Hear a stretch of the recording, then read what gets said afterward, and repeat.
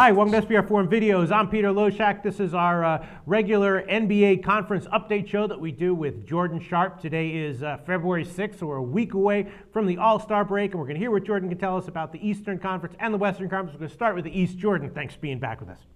Thanks, Pete. Always good talking to you. It's become a little more regular now that the Super Bowl's over with, and we have only NBA for the next month or two. That's right. NBA and college basketball and NHL yes. and the Olympics and the Champions League. And there's a lot of stuff. But as far as we're concerned, only NBA. All right, let's start out with the East, with the top of the East, right? The Pacers are 3 games ahead of Miami, but still in the futures markets, Miami is being ranked at shorter odds than the Pacers. That's kind of a solid diss of Indiana, right? You think that's justified?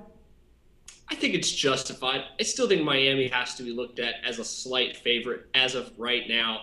There is a little bit of concerns, obviously, right now with how good the Pacers are, with how much the Thunder are surging, with Dwayne Wade's knee situation. But if you remember, the Bulls snagged the #1 overall seed before. They weren't favored over the Miami Heat. Somewhat of a similar situation with the Pacers, but I think the Pacers actually have a little bit better team than those Chicago Bulls teams of the last couple of years. So right now, I'd have to say that I think Miami's pretty fairly priced. Bovada at plus 240, where the Pacers at plus 275 right behind them. I'd say that's pretty comparable to where they're at right now. However, if Dwayne Wade's knee situation suddenly deteriorates or something of that nature, or if the Thunder continue to just dominate like they are without Russell Westbrook, and then when he comes back, how much of a price difference that makes them, there's a question there. But right now, as of February 6th, no, I think the Miami Heat are still the favorites. Okay, so looking ahead to a possible line value in the immediate future, the Washington Wizards are kind of making a name for themselves.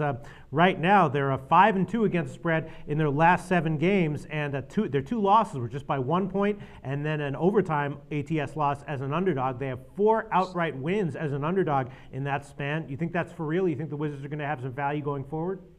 I think Washington could definitely have that value going forward. I mean, they're legitimately maybe the 3rd or 4th best team, all-around team in the Eastern Conference behind the Pacers and Heat. I mean, if you look at them, with the way John Wall's playing at an all-star level, they're getting great production from their bigs, which I don't think a lot of people expected out of Marcin Gortat and Nene. I think the Wizards definitely could continue to be undervalued against the spread as well here. I mean, you look at them as kind of a joke still, kind of like a lot of teams in the Eastern Conference that are kind of surging against the spread, but the Wizards are legitimate. I really think that they could have a really good run post All-Star break. Their schedule looking pretty easy after around the end of February and into the month of March. So right now, I think the Wizards are for real. I think they can definitely continue this. All right, well, let's talk about one team that, similarly to the Wizards, had been doing very well against the spread, but then kind of like petered out a little bit recently, and this is the Nets. I actually did a team preview of the Nets about 6 games ago, right after they had covered 8 out of 9 games,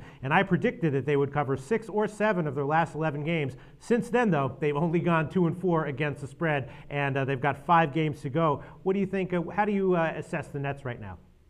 The Nets, they just worry me. They've worried me all season, and I just continue to worry me. I think their success right now is real. Like, for instance, tonight against the depleted Spurs, I think they're probably going to roll. But, I mean, it's just once this team gets in the All-Star break and at post-All-Star break, really worried about these older bodies breaking down. We're getting to that point in the season, Pete, where we only got about 30, 35 games remaining for some of these teams. And the Nets have played a lot of games so far, and it just worries me with the lack of depth they have with Brook Lopez going down. They don't have a solid post presence. They're really relying on the outstanding and hot shooting play right now of Paul Pierce and Joe Johnson, with the return of Darren Williams coming back from that injury. He's a question mark at this point, I think, still. So the Nets right now, I just can't really say that I'm like too behind them right now at this point in time. But I will say that I really doubt they take a huge dive against the spread. Like, I don't think their hot streak is going to just immediately turn south and they're just going to start losing just huge against the spread like they were at the beginning of the season. But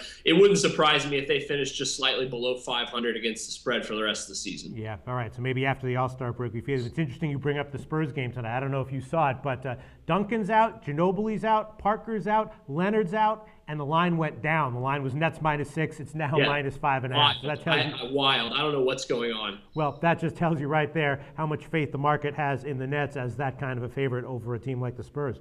All right, and then let's, in our previous call, you said that you were kind of high on the Bobcats. You kind of like them going forward, and they have covered 5 of their last 8 games against the spread, so that's pretty solid. You think they'll be a good bet going forward? The Bobcats are another team that I think could either go either way or the other. Those 5 of those eight games they covered, yeah, but a lot of those they were without Kemba Walker, and I think the market just really undervalued them without Kemba. I think Kemba's a very important member of that team, but I think we've now figured out, obviously because of that stretch, that Al Jefferson is the man on that team right now. He gets paid the big bucks for a reason, so he's the big line mover as we saw at the beginning of the season. But I do think the Cats will continue to be undervalued in certain situations. Like for instance, they are 16-8 against the spread on the road this season. I think they're going to continue to be a solid bet on the road because they bring that defense along with them, which is surprisingly pretty good outside of some shaky post defense every once in a while. So I think the Cats have some good things going for them. I'm not necessarily going to be excited to lay 7 or 8 points with them at home against some certain teams. But I think on the road in situations where they could be undervalued as several point underdogs against some better teams where they'll be able to play defense, keep it close. I like the Cats in those situations. I think they'll continue at least their road ATS score or ATS covering here recently. Okay, sounds good. Great insights, Jordan Sharp. Now let's move on to the West.